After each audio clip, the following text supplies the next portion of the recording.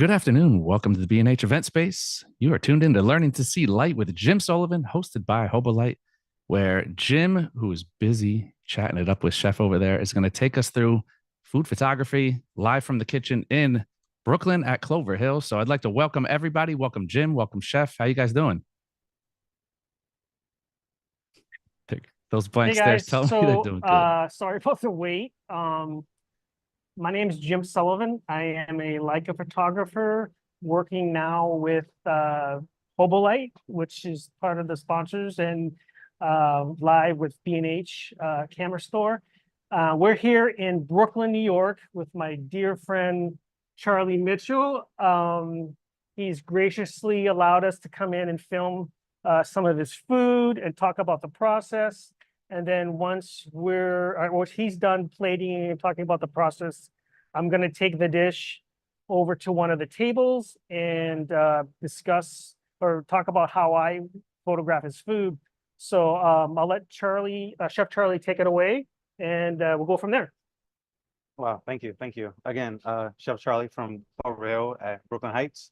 So today I'm just going to take you through how we plate our first plated course. It's our raw fish course. It's the first course you receive after you get a round of snacks. So basically how we cook here is like after you get a round of snacks, which are usually, fatty, salty, crunchy, acidic, we like to start your meal with like our raw fish course. It's almost like a savory, almost like palate cleanser, if you will. Just a little bit how we cook. So we like to start with a little bit of stingy nettle puree. Stingy nettle is a wild green that's poisonous if you eat it raw, but when you cook it, it's actually one of the most healthiest greens on the planet. So I like to always sneak it in the meal during spring. Then our fish here is a shima aji from Japan. We work with a lot of Japanese seafood. So basically it translates to striped jack, and it is we dry age it here at the restaurant. And then we like to top it with like an aguachile kind of sauce, which has Granny Smith apple, kombu water, and yuzu koshu. And then at the restaurant, we also allow guests to add caviar to a lot of courses. So for this one, I'm going to add caviar to it because it's one of my favorite ways to eat it. So we add a Kaluga caviar.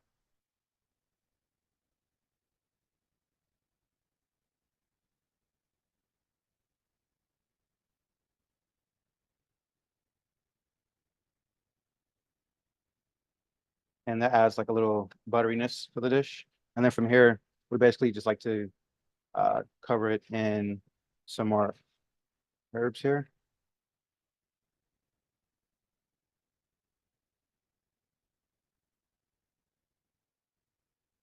It's a very light dish, but the herbs help give it some, floralness, pops of flavor, and also obviously works as just a beautiful garnish as well.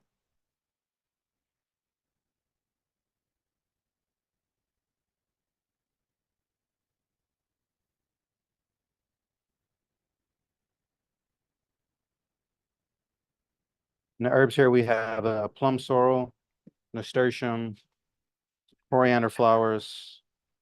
We also have some citrus sea lettuce as well.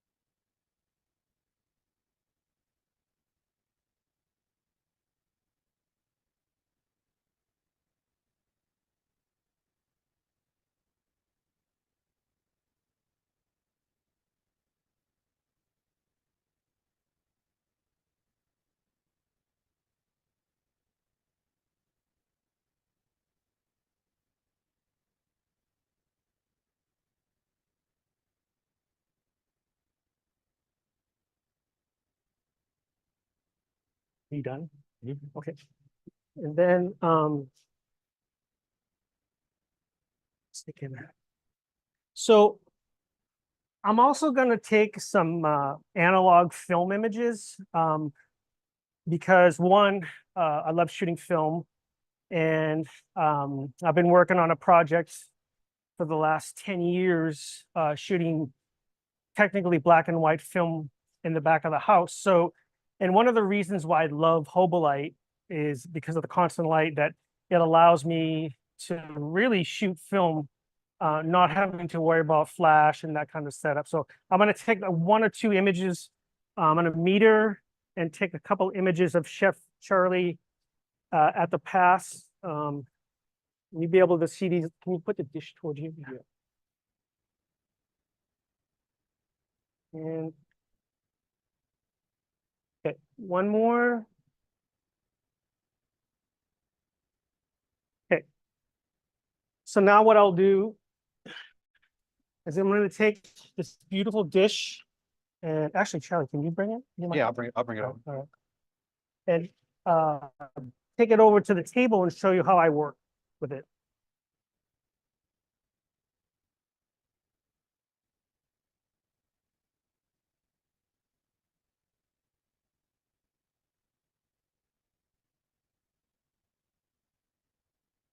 You put it right here, Chef. So, Brian, if you could put the camera on me. So for me, my workhorse has always been the SL2. And if you've ever been to any one of my Leica academies, food workshops, you know that I am always at a 5.6 in terms of f-stop. And then I base all my other settings around the f-stop. So in this instance, what I'm doing is I'm using a V-flat to block any of the ambient light from the restaurant, namely these yellow lights above the restaurant, which would really cast not so flattering light on the food. And I want to keep it as natural as possible. And then my key light is Brought a the flashback. Hobolite Pro with the lantern. Provides a really nice, soft, gentle light that I really love, especially with food. And then for my fill, I'm just using window light. I always like to incorporate as much window light or natural light as possible. And if I'm not able to recreate that kind of light, or if I'm not able to have that kind of light, let's say the window wasn't here, that I can easily recreate at, say, with using two Hobolite Pros and then bouncing it off, say the white side of the V-flat. So I'm going to take a couple of images and you'll be able to see it on camera, obviously unedited. And so what I'm looking at is the beautiful caviar on top, the nasturtium petals, and then the sauce with the oil in it. And I really want to be able to capture all those elements in camera. So let me take one, see how it comes out.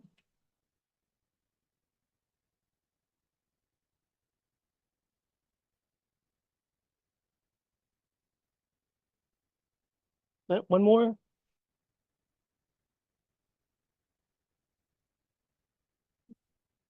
How does that look? Like a camera, at capital L, capital C, 1.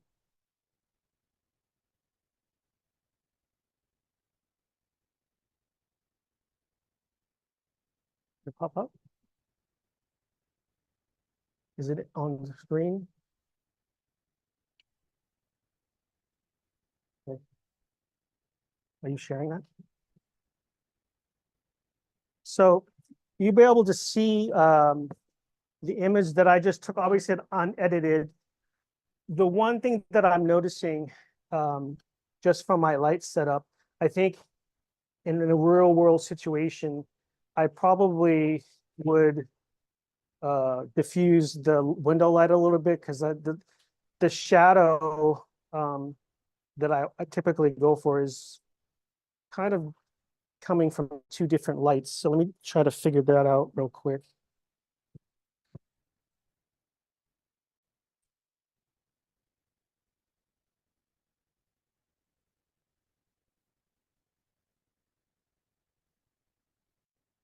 Now I'm going to take an overhead.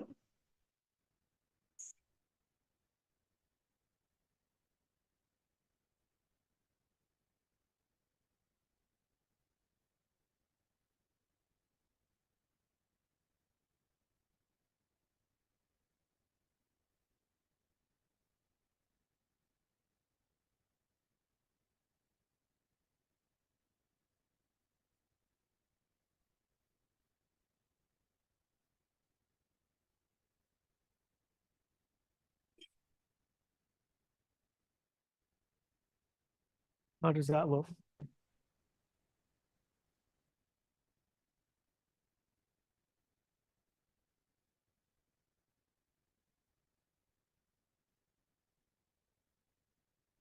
Can Derek,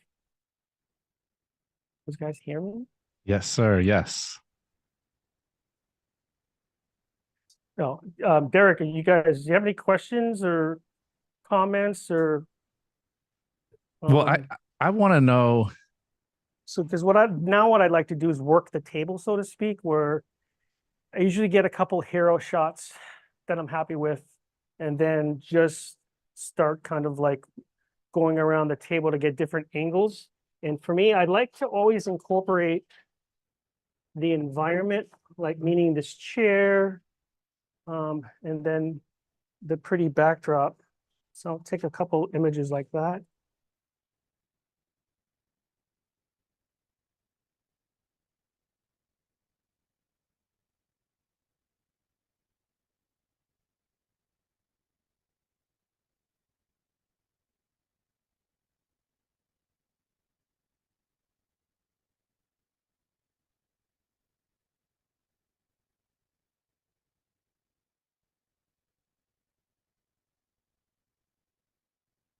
So you can see it's a little dark, uh, but obviously I haven't edited anything, or it kind of is what it is. But you can see the gist of where I'm working. And in post, I'll take up the highlights and the lighting a little bit, but I won't do too much in terms of editing.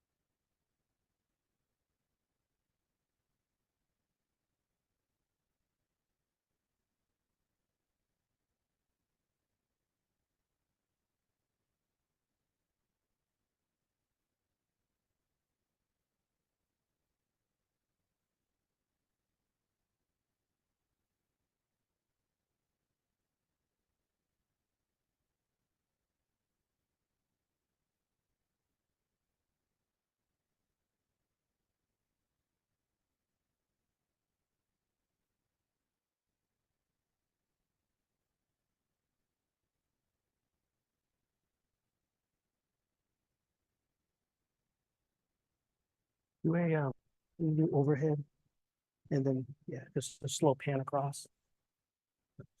There you go. What's the ramp situation? We just switch to Sky after we run out. Yeah, we switch to Sky.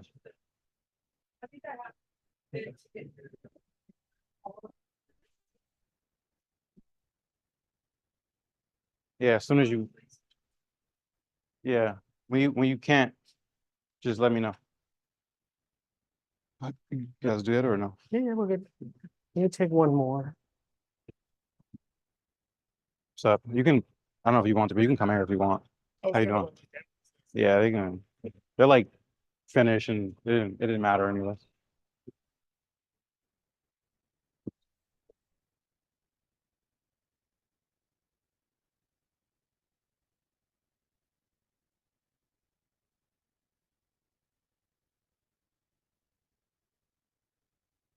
Okay. Well, I'm done, but now I can like take questions or yeah.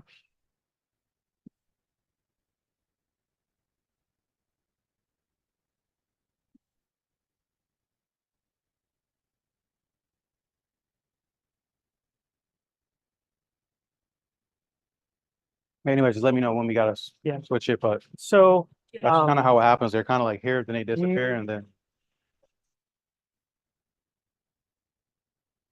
so, Derek, good. sorry, I can't actually see you, but, What is that? if you have questions or there's anything you want to talk about, you can relay that to Kevin and. Yeah, because like food and seasoning, she discuss. didn't have any either. She just had frozen Yeah, wrap we bottoms, so it's like we want to, Jim, if you could hear us, or if Kevin or Brian can hear us, we want to know what just like the here today, approach is, gone what tomorrow. the mental approach is. You know, as far as, are you looking to document a certain thing? Is there a certain feel? Is this communicated with the chef? My So when mental you're going approach? in, Oh yeah, tell her we need that. Well, for me, I think, since we've talked in the past, before, my approach is always about light.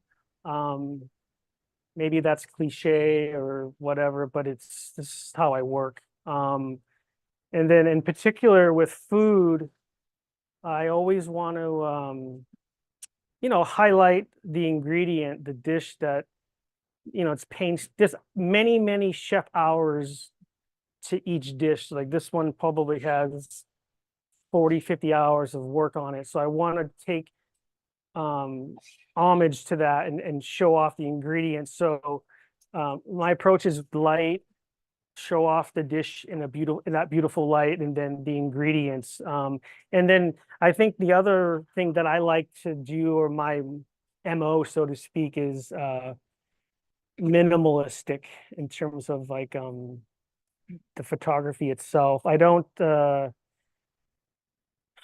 want to ever have too much on in frame that it takes away from the food. I mean, if you look at my work, there are instances where I'll have other components on the table and it's more of like a lifestyle shoot or whatever. But like if I were to take that lifestyle kind of a shot, I'd probably, when the table's set up with the place settings and the glasses and the wine, and I'll probably have that on the table to give it context, to give it sense of, like as the viewer, the diner, you'll know what you're going to get when you come into Clover Hill, but it's still about the food. So like, assuming, let's say there were like those components on the table, I would still have the shot. Your eye would still go to the food. So I think those are my probably 3 or 4 thought processes: is light, minimalistic in nature, to showcase the food. Um, yeah, I think that's it in terms of my thought process. Um, what about in terms of overhead shots versus different Anything angles? else? What about overhead shots versus different angles? Oh, that's the other thing. Sorry, I always work. So when you take one of my classes with like I'm always telling my students to work the table. So for me, I'll get the hero shot, I get that, beautiful, sexy shot of the food, but then I'm moving around to different angles of the table to get different looks. And so, like you saw me, I did the one shot this way, I'll take another one. And then I'll do the overhead. And then I'll move around the table, like what I took a few this way. So I give the client different options in terms of like what they'll receive with my work. Hero shots from different angles, and then I like to add lifestyle. And then if I'm able to, some plating processes as well, so the guests can see like, how chefs are plating it. So I'm gonna take one more with this beautiful light.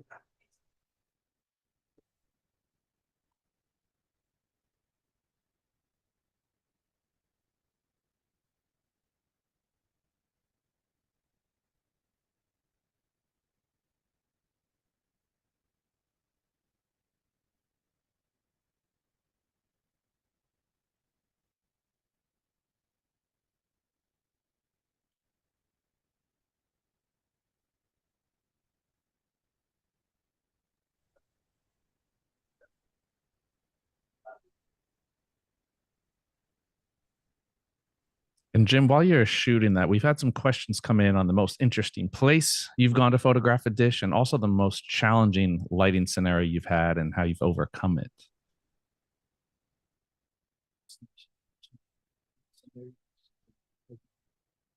Some challenges. Challenging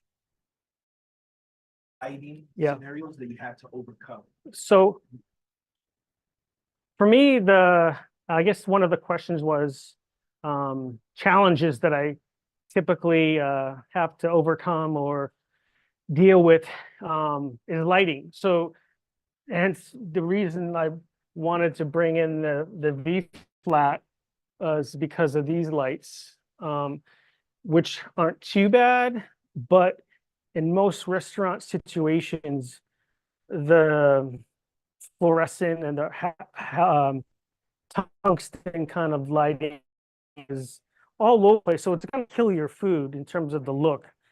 So whether it's you V-flat block it, a different kind of flag, or even like gaffing tape to block the lights, that's a huge barrier or challenging aspect. The other aspect is that's challenging is space.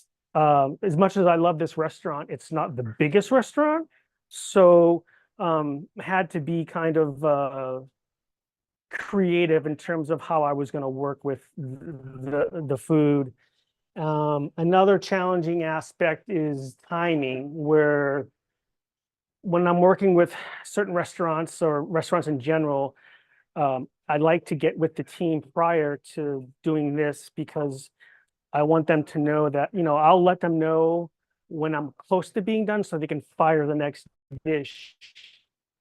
At the beginning, when I was kind of still new at this, I didn't really know, and they would just fire off dishes and all these plates would come out, and they're gonna sit there for a while, so the sauces would die, and so I'd have to refire. So over the years, I've learned to like get with the team, get with the chef, and just kind of like, hey, let's kind of like pace out the food as it comes out. That way I can work accordingly. And I work pretty fast.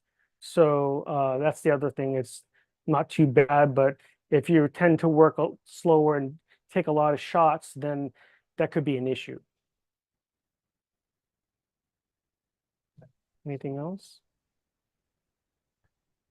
We had somebody ask if So you're going to be shooting more. We're trying to I really pace wanted the- to just the kind of show questions. you Someone's asked, and I'm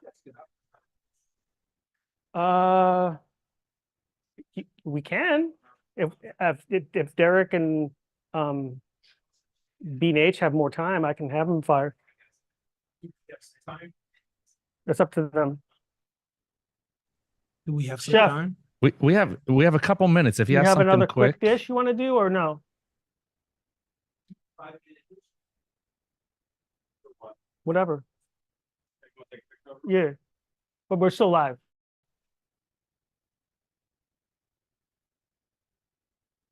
Okay.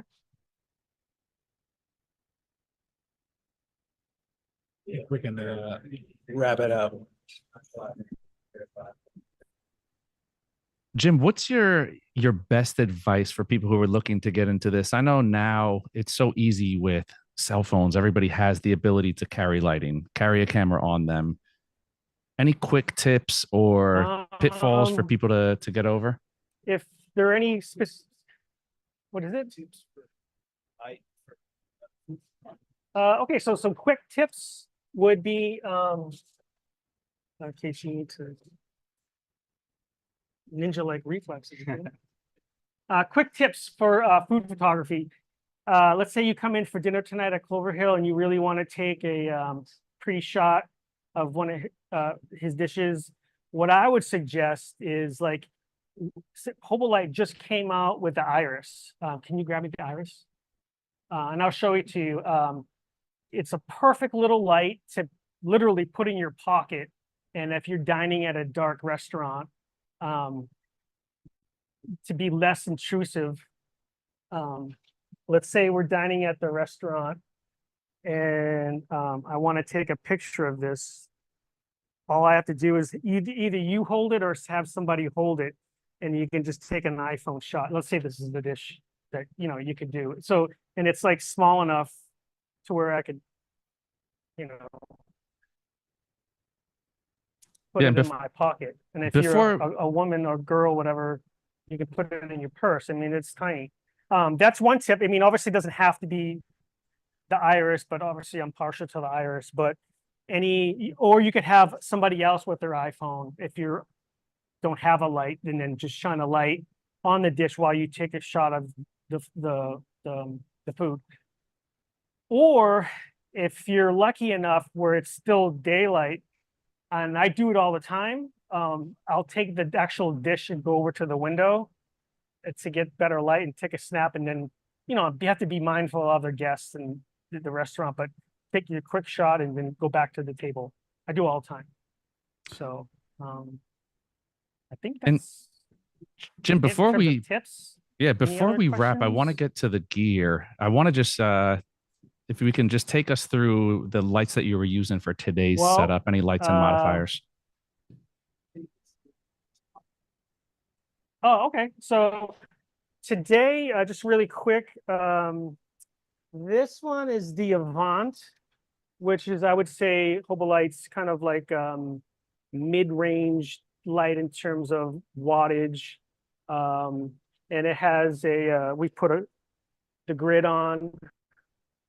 And this is nice because it's pretty small and unobtrusive to the kitchen. If we were to use the Pro with the big softbox, it might be a little bit much for chef. We have the Mini with the softbox, and I use this particular light just to put a little bit of like pop on the food as chef plated. It comes with a tripod and whatnot. And then the main light that I used today for my key light was the Pro with this, which is kind of one of my favorite setups in general. I'd love the lantern, the China cap or whatever you want to call it, but I love this light and this setup just because just nice, soft, diffused light. Color temperature, if I want it to be a little bit more warm or light, do that. And then the power, I think for the food shot I did, I only had it at like, was it 30%? So, I mean, yeah, it's a great little light. And it's like, in terms of the design and everything, it travels well. So that's kind of my light setup. I guess I should turn this way based on anything else, Derek?